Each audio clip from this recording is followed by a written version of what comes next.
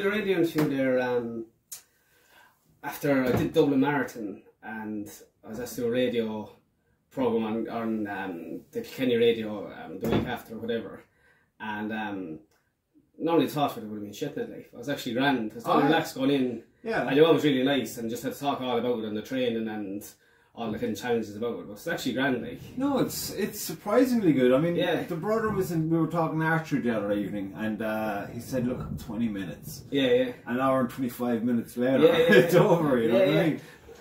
Well, no, the archery thing. I love the Robin Hood thing. When we were growing up, my favourite film was Robin Hood, Prince of Thieves. Yes. And I don't know whether I fancy Kevin Costner more or who. But yeah, no, I was mad about him. Not in that kind of way. But I thought he was cool. Like, he's doing his job. He's appealing to the wider age men, I suppose. Yeah. And when we went to, the two sisters brought me to Northumberland there about 10 or 15 years ago, and we went up to a place. Do you know in the film The Sycamore Gap? Yeah. It's on Hadrian's Wall. Yeah. That's a big scene in the film, and it's actually as good being there as it was. It's actually a real place. Like. Hadrian's Wall. I know all about Hadrian's Wall. It's sure you probably. I just checked. This is all in frame. Is that recording? Yeah. I just don't bother with intros anymore. Fuck. You're only making people nervous if you're introducing them, anyway. It's stupid. It's fucking not necessary. It's like, shut the fuck up. Get on with it.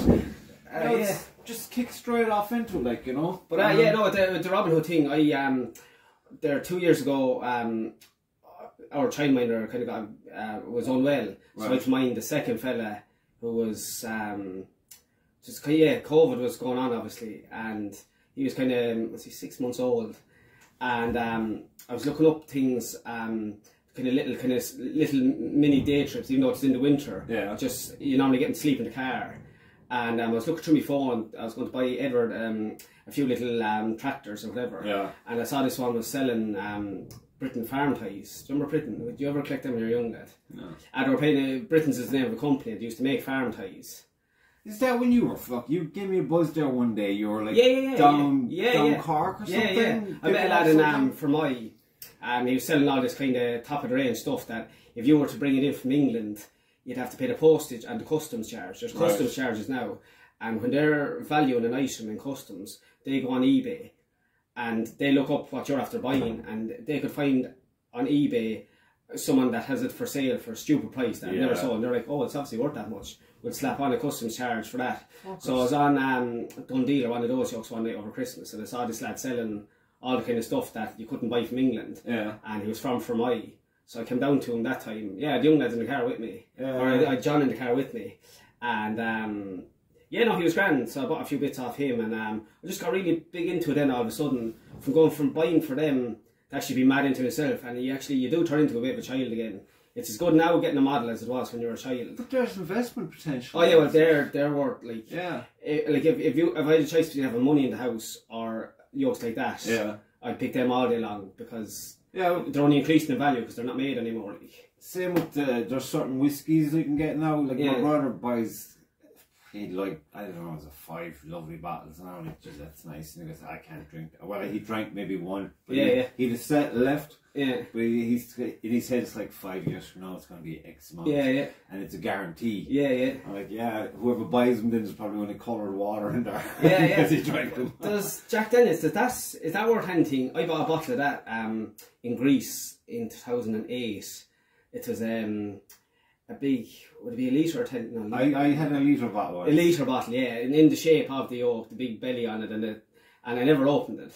I know, it's something to look into. I mean, there's it's amazing what's considered. I only bought because I like the bottle. I don't even drink whiskey. You should check out Dan Aykroyd's bottle of vodka. So it's like based on you ever heard of crystal skulls? No. I don't know, they found these crystal skulls up in a lot of people say it's a hoax, but other people say no, they were found by this. I don't know, whatever, in a cave, whatever. Right. And because he's a big conspiracy guy, Dan Aykroyd, and he fashioned a bottle into the crystal skull. They look mad. He was on a podcast I was watching him in, and he had all the bottles, because they're a huge deal, international acclaimed vodka producer, you know. But the way he has it all done with the crystals is very cool. I thought it was very, very cool. So I imagine that would be kind of... Oh yeah, sure, he's big into collecting glass bottles, old beer bottles, not buying them, just find them in drains and all that. And my mother started to collect them then, and where we were living now, all those old walls were full of old drink bottles. Yeah, they would be, Jesus, mad, like. It's like I'm renovating bits of walls from an old mill. Right. A little mill, I think. Yeah. I mean, crazy years ago. Yeah. You see the little weird bottles? These grooved lips on them and stuff. Yeah. They're like, what the hell is that for? It looks pretty cool. Yeah. Everything is going down in quality. Oh, 100%. Like in St. Mary, we think we're definitely born in the wrong century. Oh, look, it's out and out, like. A lot of people I imagine are feeling the same way. We're saying, like, with all the modern day jobs, like, you know, they're not real jobs, are they? Therapists and all those. Like, back in the day, if you went for a walk to the shop, and say even from here to, is that a pub up the road? Yeah. That was probably a shop as well, was it, back in the day? Fuck if I know. More likely it was, but by the time you would walk to your shop for your messages or whatever, how many people would you meet on that walk? And you probably talked to every single one of them for 10 minutes. Yeah. And any troubles you had. Because you have a good community. Yeah. So you literally would have had 10 therapists from here to there. Yeah. You stop and have the chat and you catch up on all the news. And by the time you get home that evening, you'd have no worries on your shoulders. You'd probably have told all those people. You'd be worried about their troubles. Yeah. And they probably would have been telling the next 10 people. So everyone knew everyone's business. But communication is key. Yeah. And no one had anything back then. So no one was jealous of one another. Whereas now with Facebook, Instagram and all that nonsense. There's been a lot of... it's all competition. It's all voodoo.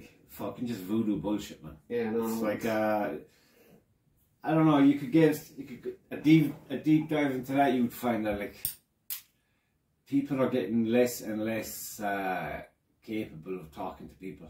Oh yeah, for sure, they're stuck. You see most people now. I was up in hospital there last week, and I was sitting in the corridor, and myself and Mary had gone back into reading, because I used to be on Facebook or Instagram, and you'd be looking at, like, look at this Egypt, look at this Egypt. Yeah. You know, they couldn't do anything without taking a picture and putting it up. Yeah. And you're like, what the fuck are you doing? It's grand for businesses and stuff, but when it's just like, this what I have for breakfast, are you a chef? I don't get a restaurant. I don't get that, like, and it's people trying to portray that they're really happy and having a great life, and they're really just lonesome, like. But I just said, right, we joined the library in Urlingford, so. Alright, Urlingford. Yeah, you know Urlingford. Yeah. So like you have 3 weeks to read a book or whatever. So I have a book on the go now for the last year, and I go from crime books to comedies to. I don't read anything, like. I'd read anything, but there's particular authors now are very good. If you ever watch 24, you know Jack Bauer. Well, there's a character in this series of books, and he's kind of like a hero in every book. Like he's a solicitor or whatever, a lawyer in America. But he's always on the side of the underdog, and he's always out to outsmart the corrupt people or whatever. So he's kind of like, it's kind of like escapism at the end, where he always wins. You could do it if you like that. Yeah, and like even just, you know, like the Game of Thrones and all that, I would have been cynical towards that all my life, right? Oh, really? I was like, that's all make-believe bullshit. You couldn't be watching that. And then we watched, myself and Mary started watching there about 3 when she was expecting, I think, John. And we watched all the series together, and I thought, wow. See, pure escapism, like. See, the whole thing about the extremes that the people are put into with threats like dragons, armies, it's an abstraction on the threat to the person that you're after getting into, and you're like, this person's awesome. Oh no, they're in trouble. Yeah. It doesn't matter that it's a dragon. It's just that makes it, that rings the bell loud for you, you know. But no, I thought that was brilliant now. So we're watching Stranger. We'd only watch maybe, I'd say, an hour television max a day, and that's always at night when their kids are gone to bed. And the more stupid the programme, the more enjoyable we find it, because say you're stressed, you get up in the morning, young lads come in and jump into bed at 7 o'clock, and that's when the day starts, and the day ends when they're jumping on the bed to go to bed. So you eventually get them to bed. So the last thing you want to watch at night is something serious, where you actually have to concentrate. And all these we're watching Stranger Things at the moment. You ever hear that? I think the missus watched that. Yeah, when I saw the preview for that there a couple of years ago, Stranger Things. It's like, that looks like a pile of shite. But I started to watch it anyway, and it's kind of, it's literally very strange. Just in terms of, it's, I think. Is that the one that had that running up the hill song in it? In one of the seasons, it was a big deal. It could have been, yeah. I think there's 4 series or whatever, but one of the ones in it is, I think, a young girl, and she's actually engaged to marry John Bon Jovi's son in reality now. She's only like 20 now, I think, or something, or 18 or something. But she's the main character, and she's able to do things with her mind, like flip fans and Alright. make young lads piss their pants or whatever. So it's kind of, you know, but it's so stupid. It's actually very good. Yeah, well, so you're able to relax watching it, like, you know. Usually when the reality that they're in is so abstract, it's because the undercurrent of, we'll say, the emotional story is fucking dark. Yeah. So you kind of need to, you know, but sugar it up a bit. Yeah. But not like that now. So if I was bored now, even Mary went to drop Edward into the party, and normally you'd be scrolling through your phone, and she's like, "No, I'm going to read my book now and put away the phone." Yeah. And I was much more relaxed when she came back, rather than be like, "Oh, look at this fucking dope." And I got onto TikTok. Look, TikTok is good, but the problem with TikTok is I had a low sugar level. Banging a fucking drum all the time, like. I woke up at I think 2:45 this morning with a low sugar level. So to go down and I was like, you get the munchies when you go. Yeah. And there's no amount of food you couldn't eat. Like I ate for an hour. But I was watching TikTok, and I'd say, how many videos would you watch in an hour? Would you watch 30, 40 videos? But they're all one better than the other, like. Yeah, because I noticed when I started, because he kept saying, go on, you can put the podcast, put your paints, put your stonework on it, blah, blah, blah. So I got on it and I'm like, okay, but it's like, I give it so much time and then in my head I have to assess, right, I'm way too much on this thing. Yeah. And I don't like that. But it has that addictive thing because they know what you like. But they're all like that, the fuckers, you know what I mean? Yeah. And so I kind of, now I'm where you are now, I'm trying to put the phone down a bit more and just do something that doesn't require it. Yeah. Well, like if you want, I think, do you know, like back in our grandparents, probably your parents, my grandparents. Yeah. I'm only messing. Like they were happy, right? They did very little, but they were happy. But they did all just the basic, simple things. But all you need is to know what you want, who you are, what you want to do, and you don't need anything after that. Whereas I think most people, or a lot of people I know, are trying to follow as they keep up with the Joneses. There is a lot of that, of course. I won't mention any names in case anyone actually watches this, no? I hope. And promoters. Promote. But I think a lot of people are caught up in that. Like, they think if they see someone doing something... Look at the marketing world. It's all geared towards that. They're counting on that. They're fanning the flames of that.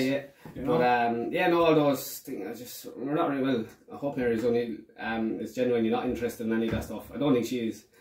You know what? I think there's a lot of people waking up to it. They're like, fuck off. Bullshit. But if you can try the simple things. Like yesterday, we went, the two lads are fighting, like, I won't say it, over a particular pedal tractor at home. Just say it. Yeah. And I was like, right, I can't take any more of this, like, because you're talking, if we're out mowing the grass, Mary's mowing the grass now, I've got her a mower that she's able to, so I'm able to mind the kids as a modern husband. Fuck that. Fuck that. Yeah. There's a field, go fucking play. Yeah, but they love this bloody John Deere tractor. I think they only really want it when the other one wants it. Yes, so that's a lot. If the bigger lad has it, the other lad will roar like an elephant for an hour. And it's not so much, you can't really hear him over the lawnmower, but you're kind of, you feel a bit bad that he's miserable for that hour. So it's like, right, if I see a one that's affordable, that you're not fucking going and spending €200 or €300 on it. So we saw one for sale. And I was like, right, we'll go and collect that there yesterday. And we bought that then and brought home there last night. And even though we have a rule not to give them that until their birthday or Christmas, but when it comes to a pedal tractor where they're actually going to exercise and get tired, so they're out like till 9:30 last night. Yeah. And I thought it was just brilliant. I can't remember how we got to that story. Me neither, but I'll tell you this about the kids thing. I'm very much about giving what they need, not what they want, kind of. Yeah. Whereas it just can't. I mean, every group of parents in the land, in the world, has the same. Yeah. There's friction. Yeah. What do you mean you got him this? Yeah. And you're like, let him want it, let him need it, and let him do something about getting it. Yeah, 100%. Instead of just fucking handing it to him. No. But sometimes then you just find that you're handing them something, you're like, I'm a prick. I shouldn't have done that. Yeah. But there's stuff like that. I have no problem with pedal tractors. I'll get them outside. And do you think they'll be farmers? They're big into it now, but look, you never know. Sebastian's mental for tractors. You know, by the colour, he tells me what the tractor is. And I'm like, shit, how does he know all this stuff? But like, farming has changed forever, whereas when I was younger, you could be a farmer, that's your job. Yeah. But now farming is changing, where it's becoming more like European farms, where farms are going to be massive now.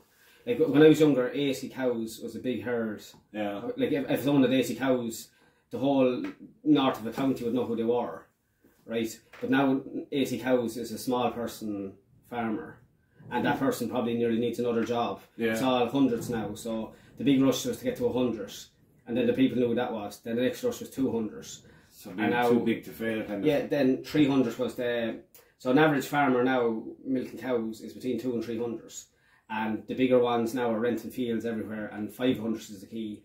And there's a few people with 500, so 1,000 is the next. Fuck. And it's all just bigger and bigger and bigger. And all that's going to be exported, and your farmers dying in their 50s with stress, because Irish people aren't built to cope with that kind of nonsense. It's constant stress and expenditure, and we'll say my generation, the sons of these farmers that can't stop buying, are basically going to be broke up again. They're in their 30s and they'll be fed up with it. They'll no one marry someone that's married to a job where they get up in the morning, they have to be there to milk in the morning, they have to be there to milk in the evening, and you couldn't trust someone to do that job for you properly. Yeah. So they're never able to relax or go anywhere or head off for the day. So it's pure ridiculous, like.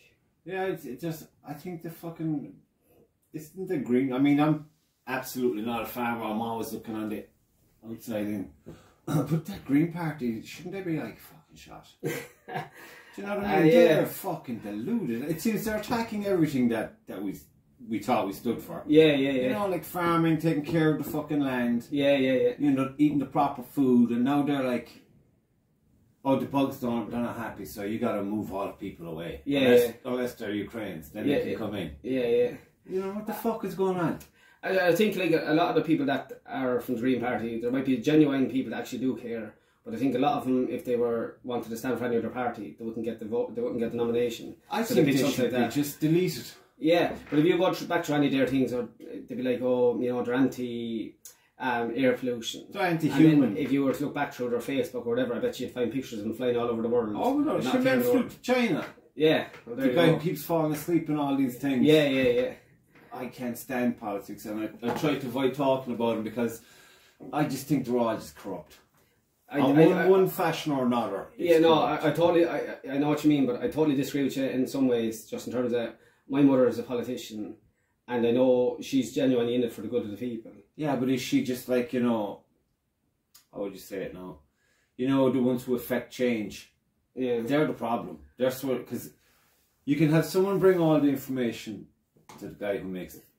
Like we'll say the recent one about this hate speech thing that they're trying to do. Right. Which is a blatant attack on your freedom of speech, full stop. If you can't handle how someone's talking to you, what the fuck? Yeah. Well, one thing I do notice about that you're not really allowed to have an opinion anymore, because unless your opinion is the same as everybody else. The agendas. Fuck them. Look, I don't like that particular thing that most people are afraid to actually say what they really think, and unless you're joining the like the group where everyone's on the same page, then you're singled out and you're going for that's been you have to have the same opinion as everybody. Yeah, but when you have they claim they had say like a public forum on this hate speech crap. Right.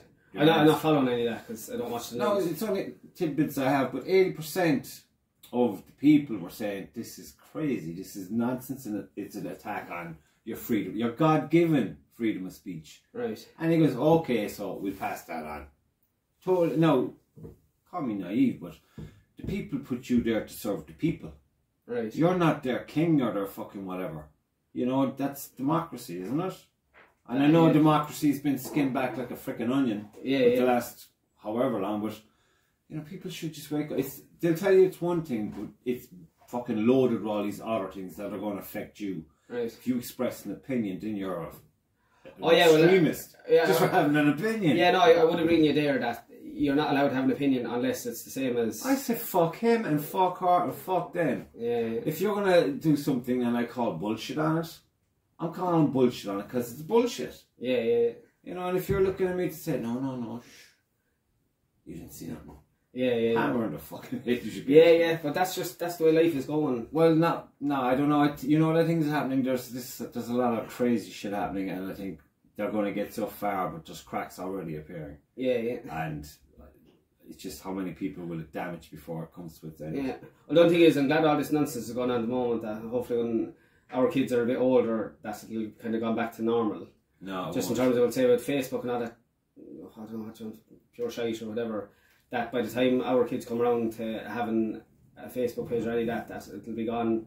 But they're going to be we're aliens to them now. We're aliens to our kids because they're in such a different world. Yeah. At that age. I hate the idea that, let's say there was one we know and she'd be putting up pictures of the pregnancy scans and all that. Alright. And you're kind of thinking, if you were to type in your name from 30 years ago and you found your mother putting up all that kind of stuff about you, you'd be like... I'd sue ya. Yeah, no, you know what I mean? I think it's... Yeah, but that's weird. The thing, you see, there's so many complications that you don't even comprehend, that you don't even think about. Yeah, like, what if the kids do actually sue you? Yeah. It's a very real possibility. Yeah. So it's like, all we can do is look at this car crash in slow motion. But the kids are they're in the trenches, like. Yeah. And they're going to be looking at us like we're the problem, you know what I mean? Like, you fucking old fud, what the fuck do you know? Yeah. And they'll be writing code and whatnot. Yeah. Well, I do think in 20 years' time, let's say, Joe, now you could write anything you want on Facebook and, you know, you can abuse anyone you want or comment on anything and you can have a fake profile or whatever. I think in 20 years' time, there'll time come where our kids will be like, imagine you could have a fake profile and abuse people. Well, that's sadly a thing, but a cowardly thing, but a thing. Yeah, no, but that's, sure, keyboard warriors is a saying for a reason or whatever. But, yeah, like, there's people I know, that if you ever were, it's one of the reasons I actually did get off Facebook. The only reason I'm back on it is for the model pages. Yeah. It's actually very good diorama, it's not that kind of thing. But some of the stuff, if you flicked onto it before you get to the model pages, people, I don't know whether they'll be drunk or stoned or whatever, but some of the stuff that come out, which are just like... Dude, I hear you. It's like an experiment gone wrong. I don't know. But until those companies are held accountable, I mean, those companies like Facebook and all, well, definitely Facebook, it's clear as day that they're kind of making this happen and they're fanning the flames. Yeah. Because it's good for business. Yeah, but should you ever see the film The Social Network? I don't think so. Yeah, but it's basically this... It's about him, is it? Yeah, it's kind of about, just say if they noticed you weren't on Facebook for a while, right? And they're to kind of lure you back in by... Oh, they'd haunt you. Yeah, and showing whatever they think you might be interested in, so your phone will beep and they'll be like, oh, here's a memory. Your man shared something and you didn't see it. Yeah, naughty. They come back in and that kind of stuff. Yeah, but they've employed loads of fucking psychologists to play the game. Yeah. But, you know, people have to take responsibility as well. Yeah. You know, when you sign up to some of these platforms, you're actually, by law, you're like an independent company. So when you post something, it's like you're releasing a press statement. Right. And a lot of people don't seem to get that fact. And, you know, that can get you into trouble. Oh, yeah, I couldn't tell you the last thing. You nearly have to go onto my Facebook page to see the last thing I actually posted. Which I think my profile pictures even before I met Mary. I just could not be arsed. You know. I think there's a lot of people whose profile picture is day one. What's funny is I would take part in the model page groups or whatever, but I'd say when people look at my profile, they're like, I'm interacting with a bloody child. But isn't it amazing how it's so like ingrained in every business. Yeah. Every logo you'll see on with the Facebook and the Instagram. Yeah. I mean, from that aspect, it's brilliant marketing. Yeah. But it's I see it as a fucking irritation more than anything else. No, I wouldn't be a huge fan of it now. But I mean, it must be a different turn of pace when you're out in the field looking at the cattle and whatnot. Oh yeah, no. Going through the motions, what's going to happen with X, Y, and Z. Yeah, with your farming, it's great in one way where you can kind of work your own hours, and if you can work your day that you're not under huge time pressure or whatever, it's a great life to be into. But it is very isolating where you mightn't see someone from one end, a bit like you with the stonemasonry. Yeah. If you were on a job or whatever, and you knew what you were doing, so the person you're working for might be going to work when you get there in the morning. And so you could be actually working your own all day. If they come back to him before I'm going away and they ask me a question, I burn the ears off him for it. Because I have just verbal diarrhea. But they're like compared to, let's say, 100 years ago with farming, it was great because no matter what size of a farm you had, there was always 2 or 3 people on the farm because no one could do anything. There was obviously no tractors, so everybody had to help out. It was all a numbers game, and I'd say the crack was... the work was hard, but like I know from when I was younger picking stones, and you'd have, let's say, myself, my father, my mother used to be there, and there used to be a lad who used to work with us. And the chats they'd have when you'd be actually picking a stone and walking to the trailer, or if you were having tea at a break or whatever, you'd be chatting away. Always constant conversation. Yeah. And that's kind of gone now. There's none of... Let me ask you this. What the fuck is the point of picking stones out of a bog? Can you tell me? Out of a bog? Out of a bog. I didn't even know there was stones in the bog. There's fucking loads of them. Right. And I was picking them for like a whole summer. Well, like, to do what, like? Fuck if I know. Put them in a trailer and get them out of there. Yeah, maybe he's building a wall. I don't know. I never heard of stones in the bog. Well, we were picking stones out of this bog, myself and a cousin, for a whole summer, and just clearing out all the crap that would be there, like the trees and stuff like that. Yeah. So we were only about, we were 15. Right. Drove me insane. I actually sank his tractor down. It was like, the big wheel was well down. It was nearly half down with the board to get it out of there. Yeah. And he was very lucky he got it out of there. Yeah. We were very lucky he got it out of there. But like, that was good for you anyway, and on the positive side of that, where you were actually working and you weren't sitting on your hole. Oh, dude! From that, before that, I was working on another farm in Fermoy. I thought we'd be down by the river where I knew all they'd own carrots and shit. And that'd be ideal to go swimming and stuff. But they got us in the back of a van, and fucking launched us up to some mountains. Yeah. Well, they think that's what's wrong with teenagers nowadays. They've actually no physical work to make them tired. So it's all they're on their head and they're on their phones. And they're getting really depressed because such and such is out in Spain on holidays, and such and such is after buying a new There's a lot to be said for physically hard work, you know? Do you remember your man that is it Chris Evans, C radio DJ in England? Yeah. He went through a fierce bad phase years ago where he got really, really depressed. And how he got out of the hole was, I think, did he buy a farm in Ireland or something and bought a digger and started digging holes. Literally just to have something to do all day, every day. Yeah. And he just started digging holes all around the farm. And he was physically tired at night, so he was actually able to sleep. And that's how he got back in the straight and narrow. Yeah. That he was just, his head was gone from no physical work. And he said it was physical work that got him back. I don't doubt it. It's great for you. I mean, it's, some days you'd be just dead for it, but it's like, you know, I stopped. I was doing like weekends and everything, but it's like, fuck this. But there's no physical exercise anymore for people to get. Like, you remember, why I think I'm in the wrong generation. It was all walking everywhere, and there's no one was heavy. They're all healthy because they walk everywhere. But the food that they've been, the big food places have a monopoly on food supply, and that's fucking wrong. Yeah, you know. Like, I'm trying to eat healthy, but I was kind of like, right, on the way home now we're getting McDonald's. I know, but everyone is. I'd be like that. I'd be. Everything has to be as clean as possible. I won't buy it from a supermarket when it's meat. I'll buy it from a butcher. It's a farm 5 kilometers. I was in the butcher's the other day, and I was getting stuff for Edward or whatever. I was looking at the meat counter and seeing all the steaks and chops. I was like, by the time I got home, there was drool coming out of me. I was like, I really feel sorry for vegetarians. I was like, no wonder they're fucking. I was like, no wonder they're miserable. I love my meat. I always love my meat. It's that Mary was saying, it's just all. I tried to be a vegetarian once upon a time. I think I lasted a week and I was sick. Yeah, I was just drained. Last week. I'd say I'd last a few hours. Like, unless like sometimes if you had fish for dinner, you're hungry an hour later. So you are. You want to have good spuds with that. Yeah. You know, but I have to have spuds with everything. Yeah. You know, all kinds of spuds. And that's Irishness in you. Chips out of spuds. The whole lot. Because it's just. But you do crave stuff like that in terms of if you have like if you were travelling somewhere and you had a chicken roll or something at dinner time. Yeah. And you're like, that evening you're like, jeez, I love fucking spud, like. Well, I hardly eat at work. Yeah. I went into fasting there a few years ago. I'd pick a day and I'd just fucking have coffee and cigarettes. Pure poor behaviour. And when I get home then in the evening I'll have dinner. Yeah. Proper big dinner.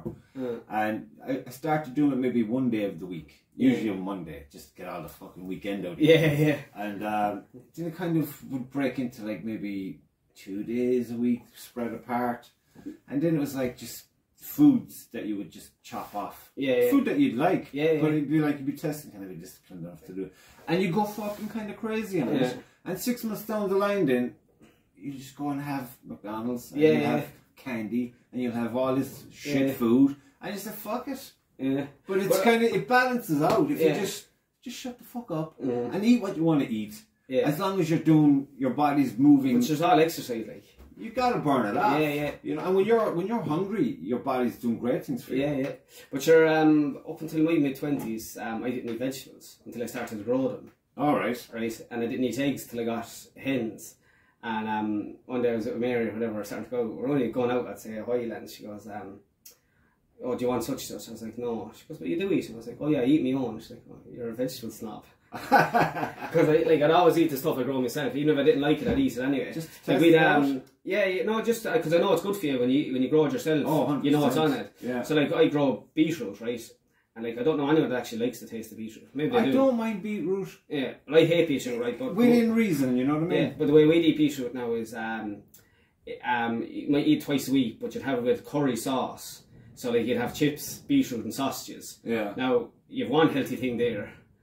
Like chips obviously not good for you, sausage not good for you. There's nothing good for you, Brian. Yeah, well, do you know, absolutely nothing's good for you. You're not here to be good. You're here to fucking. You wanna drive into that grave, handbrake turn, flip a few times, and then done. But yeah, like I can't stop gaining weight now. I couldn't gain weight for about 30 years, and all of a sudden I'm actually able to gain weight or whatever. Yeah.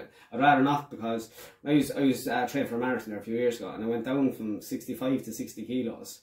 And I found it a lot easier. Now I'm 73 kilos and I'm gone back into the marathon training. So I'm kind of maybe 12 or 13. But sometimes you need to do this. The body, I mean, there's any professional athlete will tell you, say 12 months of the year, okay? Yeah. At least 3 of those months you want to be getting jelly babies. Yeah. You want to be a pure jelly baby. But just in terms of the actual physical weight, you carry an extra maybe 12 kilos. Now if I said to you, right, go for a walk now, but you'd put 12 kilos of weight on your back. Yeah, I'd go for a walk. Off, right. And then come back and leave off the 12 kilos and go for a walk and see how easy. Oh, yeah. So you're kind of. But I find it's impossible to lose weight. No matter how much I run or train. I don't have. Or I've never had any issues with. Because I never really gave a fuck either, to be honest with you. I mean, I just do what I do. If I was there on a Sunday now after a big dinner and I was walking down the hall or whatever, and I'd think, geez, a bit of a pouch there. Yeah. I can hear my mother in my head. Like, yeah. You know, you gotta look your best. Mm-hmm. You know, give flash. I swear she was Italian. Yeah. The way she'd be just. Yeah. All about don't let yourself go. Yeah. You know what I mean? Then she'd horse all this food and she's like, oh fuck, gonna have to run home. But no, it's food wise, I think if you just have that bit of discipline, it's a good thing. Just like in the course of a month, I was doing this thing where I do at least push-ups every day. Every morning before I go to work, or else squats or both. Yeah. And do that maybe 4 or 5 days a week. Yeah. And then about 3 months down the road, you're fucked. Yeah. Because the work you're doing is, and then you have the driving and all that. Yeah. So it's like, you know what, I'll do like a week, then I'll do nothing. Yeah. And then I'll probably do nothing again. Yeah. Depending on what work I'm doing. Yeah. And now I'm just not so fucking crazy about it. Yeah. Because you can lose sight of things by putting all these targets in front of you. Yeah. You know, you gotta just enjoy your shit. 100%. As long as you can move and maneuver in your life the way you want to do shit and still be able to breathe, not worry about getting a stroke, you're good. Fuck it. Yeah, that's very true. But I just thought that I noticed I was doing another job there up the mountains a while back, and there was a few farms. Well, it was all farms all around, but they'd be all on these quads now. Yeah, the quad takes them everywhere. They won't walk anywhere. Oh yeah, but and they're just fucking. These guys are like, they're getting big. Yeah. Unhealthy big. Yeah. But aside from that, just even quad bikes, I dread them because there's no roll bar or anything. I don't know how that's not illegal, by the way. The amount of farmers that are killed every year on quad bikes, turning over on top of them. Jesus Christ. It's like, hey farmers, get a fucking horse or get some running shoes and walk. Get off the quad. It's not good for your health. Yeah. It's not. No, in fact, I wouldn't be a fan of that no. But so what is it you do with your farm? Well, sure, it's as you remember when you were giving us a lecture when we were going to the factory with our load of cattle. Yes, in their prime. In their prime.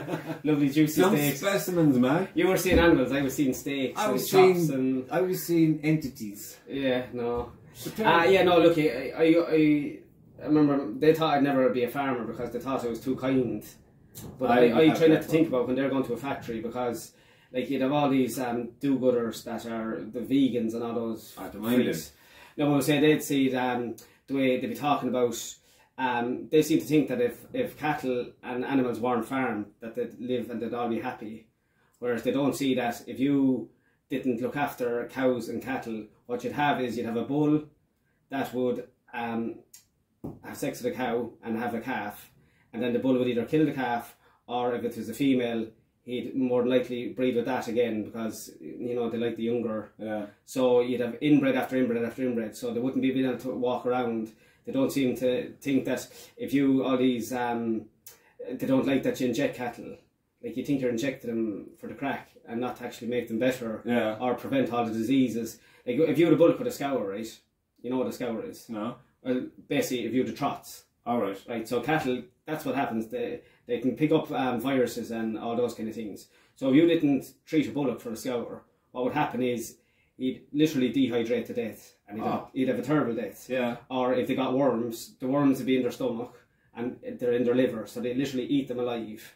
So if you don't dose them for worms, the bullock or the cow or whatever animal you don't dose will literally be eaten alive from the inside. Fuck. And they drop down. You know, I could go on and on about all. I'm not absolutely ignorant of the whole. Yeah, I would say, do you know, in terms of even just in terms of I don't know what kind of romantic view they think they have of it, but if cattle weren't farmed and they're allowed to run free, can you imagine driving down a motorway or a normal road with no fences? Yes. And what happens when an animal walks up in front of you? And you're sure, you have that problem with deer in Ireland, in Kerry, especially in the low-lying roads in Kerry. A lot of the crashes are to do with fucking deer. Exactly. So this romantic view of, you know, let all the animals run free, and that's nuts. It's pure stupidity, like. You know, if you're a fucking apex predator, you got to be the apex I think they're predator. dizzy from hunger.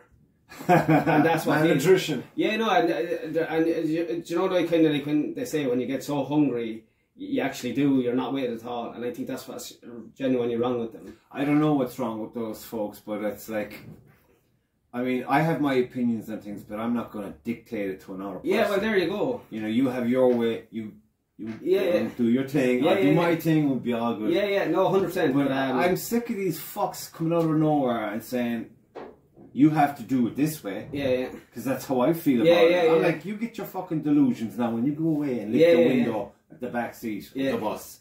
So it was I think spraying one of the days for we spray for nettles and thistles, right? Right. And it's grand saying, oh, you know, the bees and all this kind of thing, but like it's physically not possible to allow all your land to turn into nettles and thistles, because literally you would have no grass. Yeah.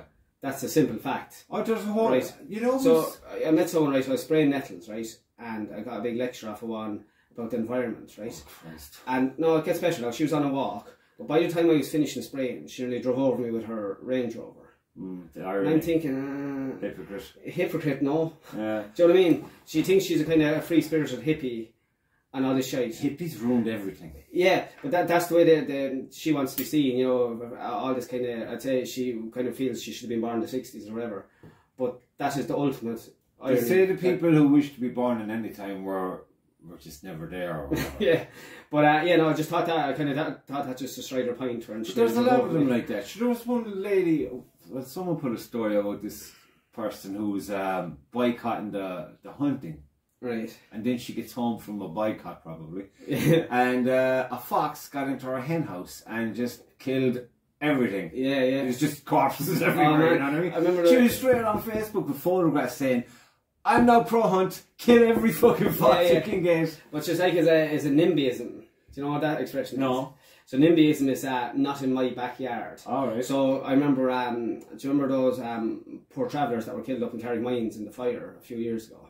Do you remember a load of caravans went into the fire? Oh, yes. There was like 10 kids burned or whatever, right? And, it's fucking terrible, right? And they were all saying, oh, it's terrible, like, you know, like, something needs to be done to help the people. And you're kind of like, yeah, if we move them into Dublin 4, is that okay? And they're like, no, somewhere else, not in my backyard. Yeah, you've got that social pride. Yeah, I care about them, but I don't want them anywhere near me. Yeah, it's like, so that's what that is like. But it's like these... just like the wind turbines. People are whinging about the price of electricity. And they're like... Are they fucking effective? Anyway. Are they cost effective even? Oh, they are, yeah. There's turbines, actually, since you were down with us, there's turbines in the bog. So you'd see them from our window. Like, they're only be 2 kilometres away, right? They're huge, right? So one turn of a big turbine is enough to power a house for a day. So you think of how many turns go on a minute. Yeah, but wasn't there something about, you know, the way it's in the land, and it fucked up all the land around. What's that? The turbine thing. No. It was all over the fucking news there about 2 years ago, maybe. What's it meant to do? Like? It's just the mass. Right. it just fucked up the soil it's in by, it's like slowly churning and moving and leaning and falling, and all the while it's fucking up the soil. Right. So a bunch of these fucks fall down and blow up, and then the rains come, and then it's just like a big mud flood. Yeah. But I'd say that's turbines are another point to what we were talking about there a minute ago, where people are whinging about the price of electricity, and then this electricity is going to be produced healthily by wind or whatever, and they're like, oh yeah, but I don't want them in my backyard. I don't think they should be fucking anywhere near the goddamn country. They're a fucking, they're an eyesore, and if you're, I don't believe that they're as necessary as they're telling you. You're meant to be in 2023. You're telling me that's the best you can fucking do? Yeah. And ancient technology like this, that's all you got? Yeah, but I disagree with you there. It doesn't bother me. Well, I think they're actually kind of cool, to be honest with you. But our children growing up won't know the difference. They'll get so used to looking at them. Of course, yeah. But it's like, you know, you got to say, look lads, what the fuck you doing? Yeah. You're in charge down now and you're fucking up the shop. Yeah, well, I'd rather look at them than some of the ugly houses that are being built, like, you know. Well, look, there's plenty of them being built. But you're talking about the landscape of a nation here, and it's just like, I think it's bullshit, and I don't agree with it. Yeah, it's all of these fucking what is it? Memory bank places that are getting all the electricity now, and you're telling me with all the money these fuckers are making. I think every house should have a mini turbine, not the big ones you're talking about now. As in, you'd see them outside some people's houses where they'd be maybe the height of a house. They're only small. Oh yeah. I think every house. I think it's in Holland or somewhere that every little farmhouse blow up the fucking house probably. Yeah, well, whatever anyway. But I think if I had a choice now again, I would have tried to get that. I've seen some of those grand designs where some of those people had little turbines and they produced so much electricity they had to sell it back to the grid. That's right, yeah. So you're talking about being windy here. Like just say if you had free electricity, if you had a turbine beside your house, a small little one, the side of the house around the side, and you were able to have free electricity and then sell electricity back to the grid and make money by literally just having a piece of... I don't know, I don't think so. Yeah. There's just, I have too many questions. I'm not satisfied with what I've found out about any of them. Yeah. I'm like, half the answers you'd be getting, like, are you fucking lying to me? You just feel that you've been lied to about a lot of stuff. And I'm just, my question is, surely when it comes to building a house, I will be doing the research to find out other ways of doing other things, like, you know, but there's a lot of things I've seen are just fucking bullshit. Yeah. It's like there's no imagination. Yeah, yeah. Do you know what I mean? Yeah. Fuck up a bunch of stuff and then you figure something new. Instead of like going, you know, that's the way they've done it for 100. Well, we're fucking meant to be the best of the best. I was sure if anything, things do get worse in terms of, you look at all the buildings in ancient Rome and they're still marvelled about because they're actually nice to look at. Most of the stuff nowadays is actually pure shit. Like. Just the roads. Looking for well, there you go. They were to build them without any machines back then and they were still... Yeah, but it's all down to the cheapest supply now, isn't it? Yeah. They don't give a damn about magnificent work. Yeah, yeah. It's like there's an attack on anything magnificent. Yeah, no, but there's definitely a lack of taste nowadays. I see even a lot of houses being built now where one of the couple wants a traditional thing and then the other partner wants something contemporary. So you have these old... Mixed match. This, yeah, like this old kind of farmhouse look on one but side. But planning... And then a square block promoting that kind of thinking. Yeah, of glass at the back. Yeah. It just looks fucking stupid, like. Instead of just having taste and, you know, getting what you want, like. Well, as you know, we're kind of going down that road at the moment, but we have to go through a lot of... You ask yourself a lot of questions to find out what kind of house you should have. Are you building or what are you doing? Building, yeah. Or have you a site bought, like? Just down here. Right. Just waiting on planning. But it's going to be a slow build, you know, because it's like me and the brothers kind of thing. Yeah, but it's like you should be just asking yourself what you need the house to do for you. Right. And then you figure out, well, that's the kind of house we need. And then you give it a shape that'll accommodate all the things that you've listed that you need for the way you live your life. Yeah. And that's how you should be building it. Yeah, yeah. Nothing less, nothing more. Yeah, yeah. Just, you know, thereabouts. And some houses being built, it's like, they're going to be a hotel. Yeah, I'd say a good utility room. So I remember watching it was a room to improve on it, and one of the ones wanted a huge utility room, right? Alright. And we were like, fucking idiots, you know. why would you put so much have a huge utility room where you'd only be there on and off, you know what I mean? It wasn't the living space. And next thing they built a big huge utility room for her, and she literally had all the shit that you actually don't want to be looking at in the utility room.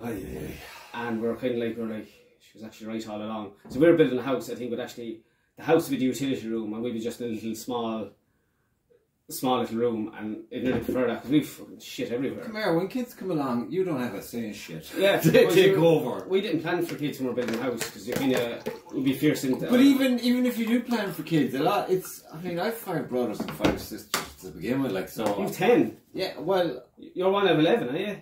Yeah. Jesus. And I'm like the second oldest there, you know, so we've... I know what I'm talking about. Yeah. People think that they have this, it's like when they buy a dog. They think, oh, it's going to be a dog, it's going to be call it fucking Disney or whatever the fuck. The dog's eating your couch, the dog's eating your floor, your timber floor, and you're like, how's he eating the floor? Yeah. It happened to us. Yeah. It's just, it takes on a life completely of its own, and it's very abstract. And you're like, you can't plan for that shit, like. Yeah. And you just gotta say, fuck it. We got, 18 years before they move out, fuck it. Wreck the gaff. Yeah, but they say you have to build a house 3 times to actually get what you want. And I actually would agree with that after being involved with building one house and being nearly there every day, and you still see some of the things you change now. Yeah.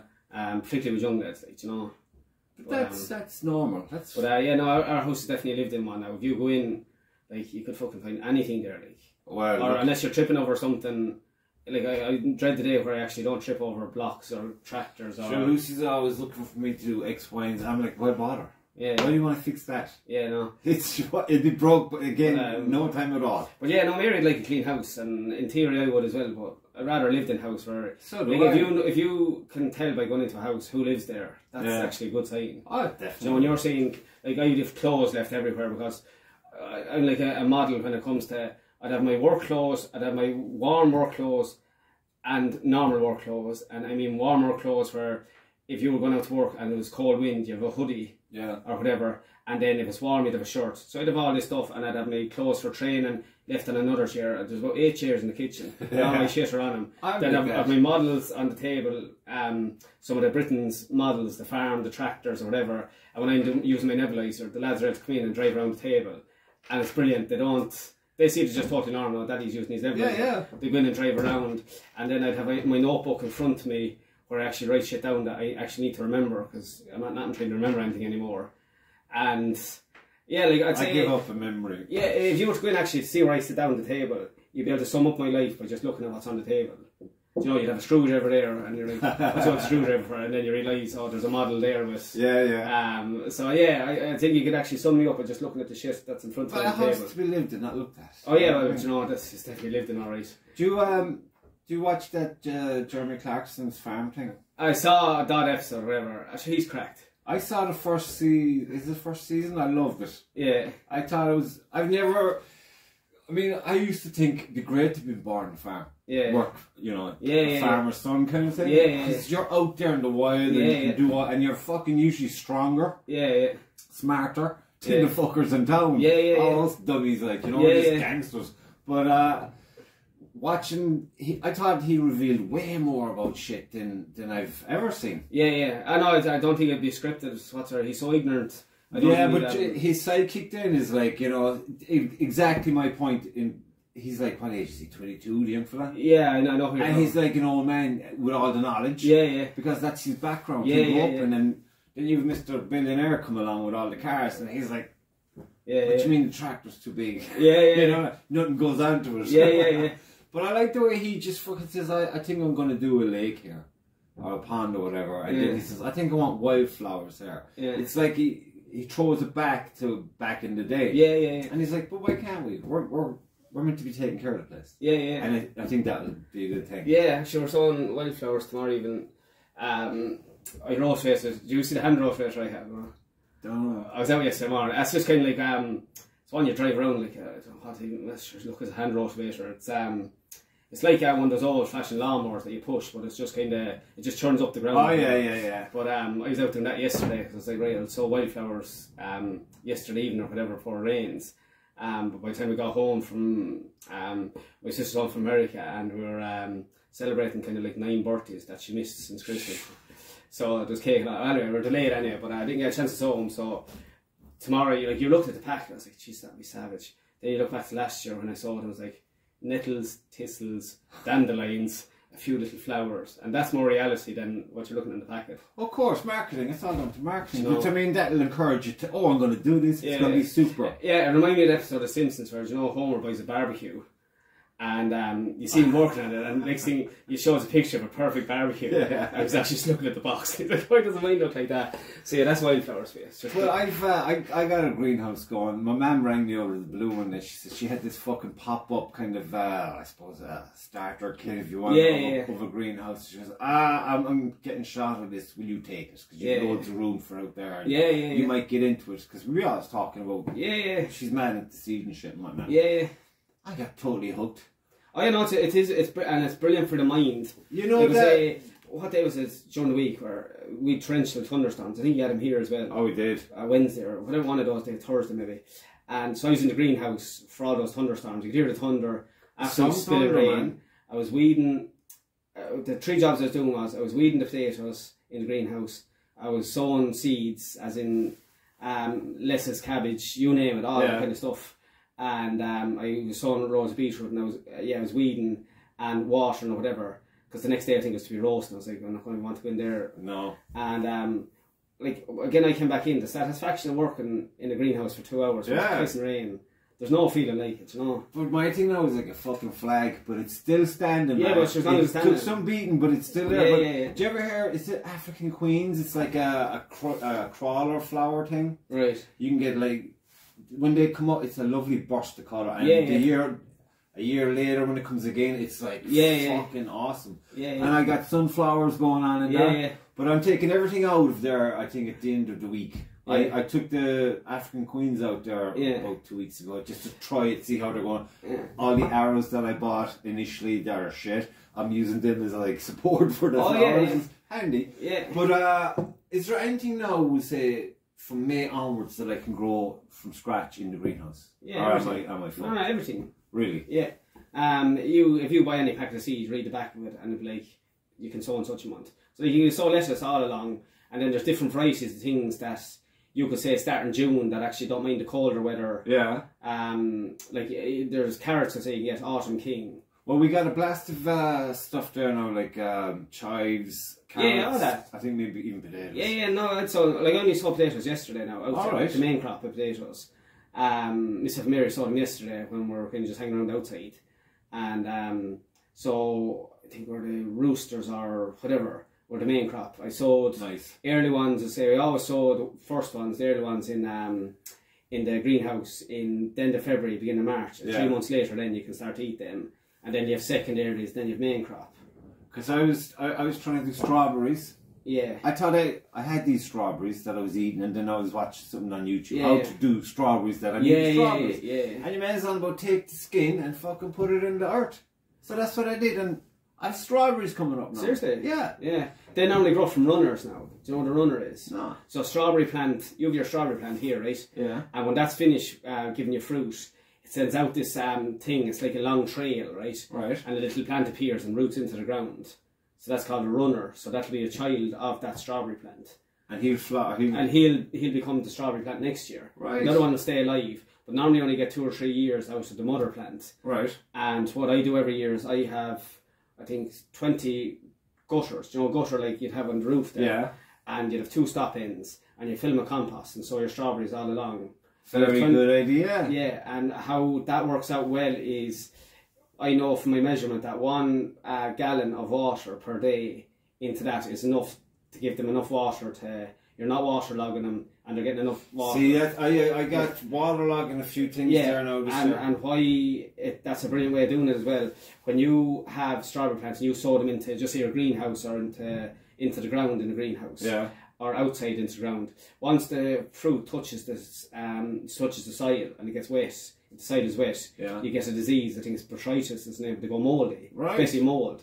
So once they're in the drain pipe and they grow, they droop down over the side. Yeah. And it's just as clean as whistle. There's no diseases or anything. Because I'll tell you what I was doing now. I'm getting another greenhouse now so I'll have more space because I keep breaking I got these lovely deep wheelbarrows. Right. And they have a short lifespan at work, you know. I have 2 of them there now. They're now flower pots. Yeah, and I thought it looks cool. Do you drill holes in them? They're cracked. They're cracked. In the first place. But they're doing fine. You know? But sand and stone and mixed clay and compost. Yeah, don't just put clay. So I was going to do that now for the strawberries or whatever going forward. But that's why I need another. I think your best way of doing strawberries is something where they can droop down over the side. See? So just say if you had a barrel, or just say even the wheelbarrow, right? You don't sow them. Just say this is your wheelbarrow, right? Yeah. You go all around the edge and back around. Don't sow them in the middle. Because you sow them in the middle, you're not going to be able to keep them up off the clay once they start to fruit. Or you'd have to put something plastic under them, like an old plastic tray. I see some Asian guy on YouTube, right? And you know the milk cartons you get? Like the 2 litre. Yeah, I know. You're going to say he cuts them in half. Cuts off the top of something and he has them hanging then. Yeah. But that's the whole idea. Fucking awesome. Yeah. But any of those recycle, any gardening thing I'm doing, I'd always do a recycled. We should get a WhatsApp fucking thing going. Yeah, but I would say all the kids... I can wreck your head. What can I plant today, Brian? Yeah, now here's one for you now, right? All the old kids' wellies and all the kids' shoes. Yeah. And all my old runners. Rather than throwing them out now, I just fill them with clay and compost. And so, I try to picture them. Makes it look a good picture. Yeah, that's cool. Let's say I'd have a boot hanging up on the shelf. Yeah. On the edge of the shelf. An old work boot. And you'd have a strawberry plant with like 4 or 5 big massive red strawberries. But like that's recycling at its best. Like, yeah, absolutely. You know, but yeah, like you said, I've done that as well with those milk cartons.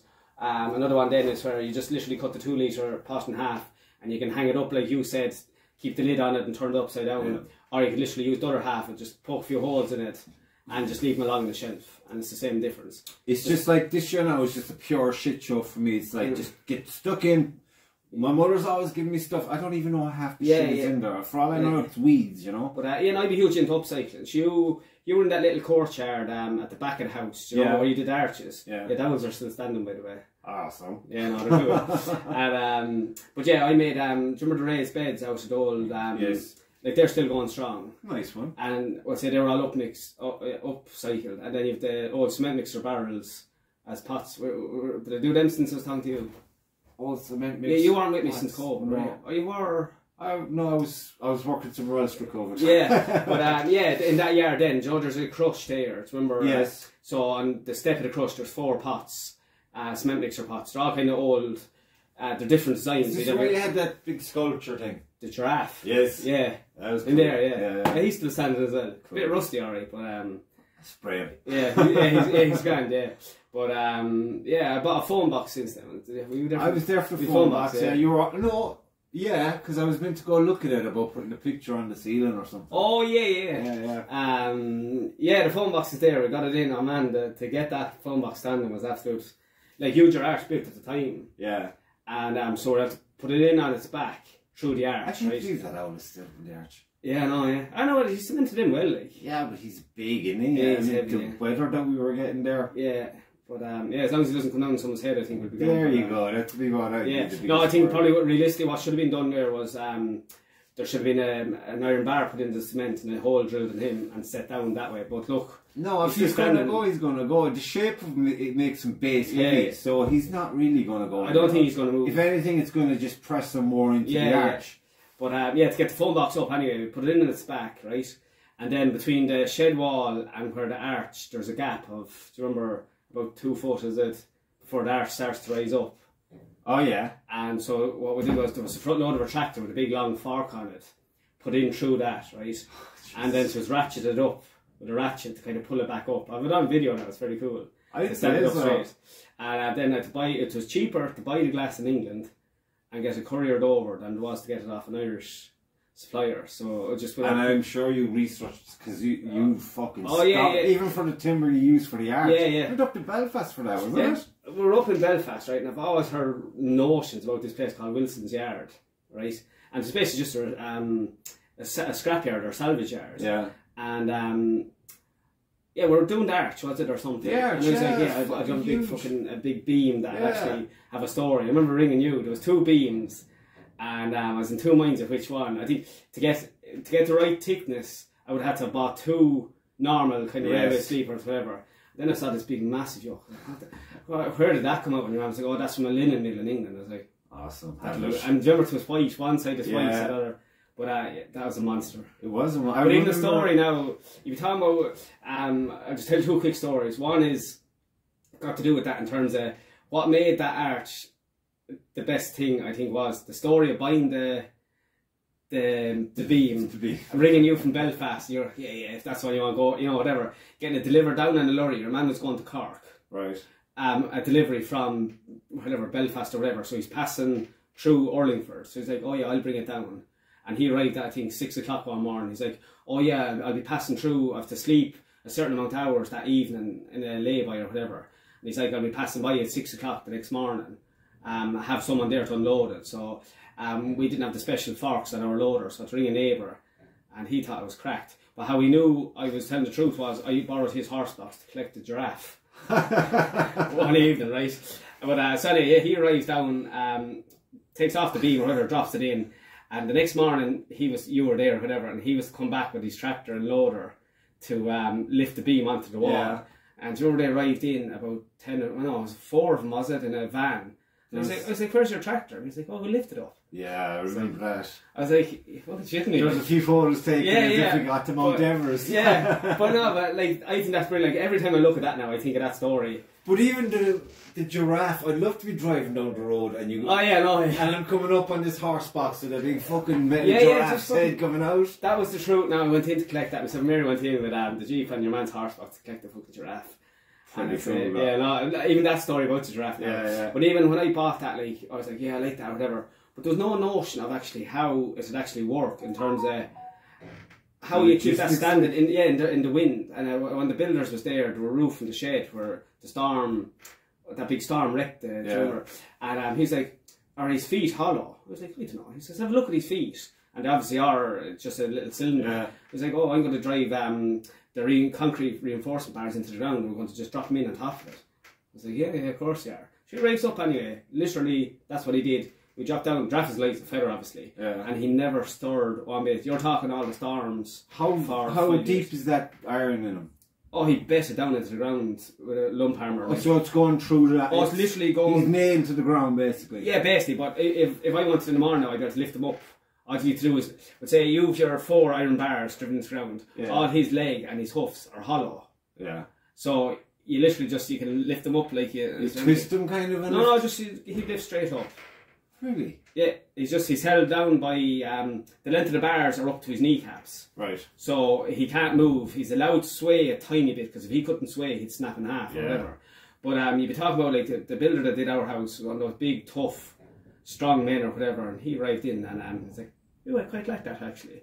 I was like, right, and he came in 2 parts. The neck was separate to the body or whatever, and he just slides into 2 yokes. It's like someone come around the corner one day and he's there with tying wire. And he's tying the 2 of them together. He goes, I thought that'd make him a bit stronger. I was like, don't want anything to happen to him. Yeah, literally, he actually gave a shit, even though I didn't think he should. I was nearly disappointed that he gave a shit. But no, I love it when you got to work as fucking dialed right in on what's happening, like, you know. But I'd say he thought it was kind of cracked, like, but sure. No, man, sometimes you meet some people and initially thinking, what? Yeah. And by tea time, like, that's the best fucking idea I've come across. But even that phone box now, I saw that on Facebook, right? I wasn't even looking for it, but obviously I was searching Google because the ad started to appear up on Facebook of a salvage yard up in the north that had a phone box. Right. Now I didn't like that page on Facebook because it said Antiques, right? And I never once knew that place existed till this ad popped up. Huh. Right? Because you're talking about probably listening to what you'd be looking up, the cookies and all that shit. But it's there to help you. Yeah, well there you go. Or even a giraffe. It did, and a phone box. But so I rang up your man. I was like, do you do deliveries? He was like, where are you? I was like, I'm in Kilkenny. He goes, oh yeah, I can deliver down, right? I was like, grand. So I was like, I saw the picture of it. I was like, geez, that looks as rough. So he goes, you'd be better off to have it sandblasted. So I looked up. Is this the phone box we're talking about? The phone box, yeah. Right. So there's all these, there was no glass in the phone box because they were so used to young lads kicking in the windows. Like they made plastic frames and they were Perspex windows. So to get them out was actually very tough because they were kind of melted in to kind of stop vandalism. So to take them out, your man brought it down to Portlaoise. I met him there one morning. He left at 5 o'clock in the morning. He's like, oh, I'll be in Portlaoise around 9. I was like, grand. I rang at 8 o'clock. He goes, oh, you're in Portlaoise? I was like, right. So to go and meet him up and pay him or whatever, he dropped it off. I'd say this lad in the salvage yard was kind of like, fuck is this? So they lifted it off anyway, and they literally sandblasted. I never really understood what that actually meant, but basically just took all the rust, all the paint off, stripped it back to bare metal, and then put on primer and painted it again. So myself and my father went to collect it then, and brought it back to where it was going or whatever, and your man that lifted off the beam for the wall lifted it off again or whatever, and he stood it up, and it was fierce news. So since then, got the windows, the glass, fixed it all up with the glass. There was a backboard on it, so I've all these notes. I'm going to show you inside now. Have you ever gone into it on your mobile phone? I'll tell you what's in it now. On the back wall, there's tiles that were left over from the house. All right. Right, are the shelves. Yeah. And then I put notice boards in between. There's 3 shelves, and you can get these little notice boards that are like a foot high and a foot wide. Right. So I've all these kind of little knickknacks. Knickknacks and cards from chippers or anyone that hands you your card. I go out and I stick it up there, and there's a phone book out there, and there's a phone. It's not plumbed in, but it's wired for that there's electricity in it, there's a light in it, right, in the roof of it. So I meant to turn that on from the house.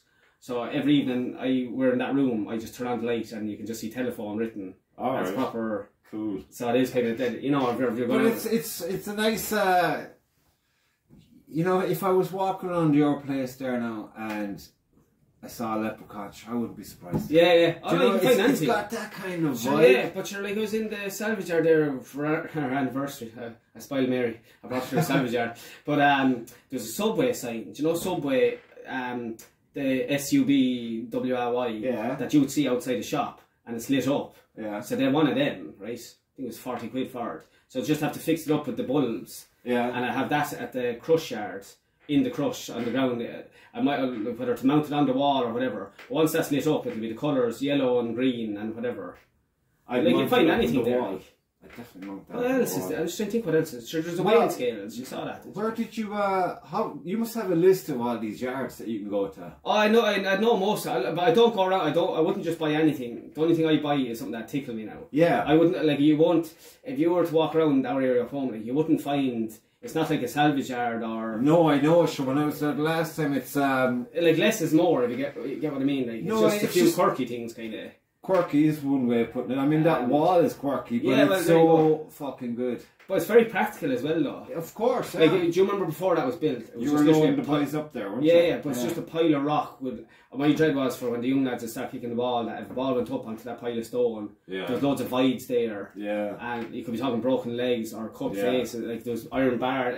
It needs to be cleaned up anyway. Yeah. But the fact that you actually got a practical wall where they can puck again or kick a ball again. Yeah. And hopefully climb. Even the back of that looks awesome. But the fucking seat is deadly. Yeah. Oh, yeah, but sure, around the other side, and you weren't there since with a fire pit. I saw that you had stone kind of set up nearly like a table and chairs situation. Yeah. I was doing that today. You were there. Yeah, that's still standing. The table stays. It just kind of, I don't know, it just kind of happened. But it was like it happened so quickly and so well. Yeah, it was like. Well, it was planned. Yeah. I know. The last DJ. Yeah. No, it does. I'll be honest with you, it does look planned, but I wouldn't have been happy with buying a table and chairs for there. No, I know. It works. Yeah. There's a harmony there now. Yeah, they were too big to actually lift to do anything. So just kind of leave them there in a fashion that works. Yeah. You know, but no, I think it's very much like the young lads love it up there in terms of, we'll say, with the fire pit. It's just one actually salvage yard. It's just a big, like a bowl, a metal bowl, and we roast marshmallows on it. Nice. And the young lads do be sitting on the stones, and we kind of did that at Easter. Mary likes the religious stuff, and so that stuff. I'm actually got more religious since I think you have to believe in something. Yeah. Now you mightn't be Catholic or Christian or whatever. But nearly everyone that believes in something higher than what's here, I think, has happiness. That if this is all there is, I think that's what leads to misery. Well, look, if you've eyes in your head, you can see that there is a design. But there is something there. If there's a design, there's a creator. Yeah, but 100%. But like, but religion, do you ever notice with certain things? Do you know, like they say things happen for a reason or whatever, right? Yeah. But when things start to go wrong in life, there's no way of stopping it. And when things go right, they just work and everything's easy. A bit like sometimes with relationships, when you click with someone. Yeah. Like, you know, and when you don't click with someone, you can try, but it won't work. And then there's some people that you can just chat to and it's easy. Yeah. And I think life is the same. Well, I think you gotta. For me, I like to just throw yourself back from every situation that might be bothering you, and just analyze it, and then pick it up and turn it into a cube and look at it from every different angle, and then think of you in every different possible emotion in different scenarios, all the while looking at the landscape of this problem or this query, and then just say, fuck that. Or like, I'll give it a minute, it'll pass, it'll be fine. Yeah, but one thing I do believe in, and I don't know whether it's either because I really want to believe in or whether it gives you a fierce peace, is heaven. That in terms of, if you think, well, say my brothers or whatever, and my grandparents and all them, my idea of heaven is that they're in our old home house at a party. They're all there waiting for you. And that my two brothers are playing on the avenue. And when your time comes that you're out for, and you're walking down the avenue towards them, don't they say you see the light? But in my dream or whatever, there's no light. They're out playing. And I remember just thinking, it's like, oh, I didn't think I'd get to meet you so soon. And then my granny had come out the front door, and she was like, where were you? Well, so that's my idea. You're in for a lot of surprises when it all kicks off. We'll see. Things happen very differently. Yeah. But like, that's my idea of heaven, that if you were saying on your last breath, that if you were to be totally at peace, that'd be my thing. Yes. Obviously, Mary and the lads wouldn't be in my definition of heaven yet, because I wouldn't want them to be gone before me. Of course. So my idea of heaven would be to meet all those who've gone before me that I actually liked, and then when their time comes, that you imagine that you'd live forever with them. Yes. Even if it's total nonsense, it doesn't matter. Like, well, isn't that better than saying, oh, you've had a shitty life and now you're going to die and there's nothing? It's going to be a shitty life unless you do something about it. Exactly. You know what I mean? Do what you want to do for you. As long as it's not fucking right. Well, I remember when I was younger, I used to really care what people thought, and you've been really living your life. No, that's. And then once I realised, I remember just. But just remember, you're learning all the time. Yeah. You know what I mean? Now I remember my father. He wanted to do something or whatever, and he said something like, he says, "It's grand for you. You don't give a shit what people think, but our generation do." I was like, Jesus, you got into your 70s, but you're still nervous. It's not that. I mean, it's not that simple. That statement. It's bigger than that. And the ramifications of it for him and for you and for all of it is very complicated. You see, they had a lot of rules back when they were younger, so they were actually afraid. Yeah, but it's more like, you know, a lot of the time it would seem that they just want you to know through their actions that they're not a layabout. That they give a damn, that they're putting their body on the line, their time on the line, and they're working towards something bigger than them. And you know, that's important. It's just you're in a different kind of, we're in another industrial revolution of a sort. That we're living through. And we don't know what the fuck's going on half the time. You know, the two things that occupy my time are fucking ancient stonework and painting. Do you know what I mean? And here I'm trying to fucking figure out a phone. I'm not going to let it get me down. I'll scream and bitch and moan, then I'll have a cigarette, everything will be fine. Grand. But for those of us that don't smoke, just don't overthink it. Just don't overthink it. No, I'd be totally relaxed now. Sure, you live in a fucking the most tranquil piece of land I've ever been on. It's like fucking tranquil. Even when I got lost one day up there, it was just, I think I was just mesmerised by the landscape. It's so fucking beautiful. I know. Even in the rain, it's goddamn beautiful. It's I'd be crazy if I'd have like a little. I dig a hole in the middle of the lawn where that wall is at the end. Between that and the house, I dig a fucking hole there, and I just make a seat there that a swivel chair can go in. And I'd be just there, have a bottle of Tullamore Dew in one hand and a packet of cigarettes in the other. I'd be waving at the family in the kitchen window. I'd be just spinning around. Fucking love it. And that's it. That's Monday morning taken care of. So look.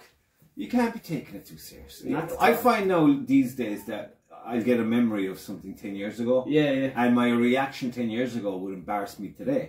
And it's not because I'm trying to be, you know, mindful or anything. It's just like I've naturally grown forward and I've evolved as a, you know, a living entity. And what I see there is someone who just hadn't grown yet. I'm going back to being more of a child now than I was. I was very serious for it. But since lads came along, sure, it's just the crack is 90, like, you know. Well, you either kill him or you know, if you can't feed him. You wake up in the morning join him. A child comes in, she's like, well, poo-poo head. That's his first thing to me, and it's like, deadly. Yeah, like, they know how to have 3 a.m. in the morning, it's like, push over and like, where the fuck are you going, you midget? Get out of my room. Yeah, no, but no, it's just kind of like, Mary's telling us she was at the radio one day, and do you know Donegal Callahan, he's on the radio, yes. There will be. But he's funny. He's funny, and he was all about having the crack with his young lads. One of his things was teaching his young lads how to have the crack. Yeah. And a lot of young lads nowadays are very serious. Oh, you couldn't knock a bit of crack out of them. No. Whereas the lads, it's funny, you'll even hear them laughing a joke there now, or messing or taking a piss or whatever. They're well able to smile and laugh. Yeah, and it's a fucking, you know what it is? A sense of self. Yeah. That you are fucking awesome. Yeah. At just being you. Yeah. That's good enough. Because then the bullies and all that shit in the future doesn't affect them. Yeah. Also, you got to show them a good right hook. Yeah. And a headbutt maybe, but you know, that's the tough part. That's the part I fear the most. That, you know, if they get bullying them properly, bullying them, what will I do? Like, will I be able to stay out of it? No, I don't think I will. Like, we've had that conversation a few times over. I put on sun cream on him there Friday because, like, I don't see the point in having his face burnt alive on the one nice day. So I put on sun cream and I didn't rub it in properly because we were in a hurry. So when he went in, he had the cream in his face and he got bullied because of it. Yeah. And when he was telling me when he got home, I could feel the steam, the pressure building. Yeah. The overprotectiveness comes flying to the front. It's kind of like, that's no problem. In the back of my mind, I was like, where's he live? Who's his fucking father? But that's and Mary's like, you know, when he's going to be taken off in a hurling match, she said, you can't react the way they're reacting at the moment. It's like, it's hard, but I mean, that's why you just gotta fucking. It's why I love being out in the country. They're being wild as fuck out there, and they're nothing to no one, but they're toughening themselves up. It's like learning with play. Yeah. I'm just gonna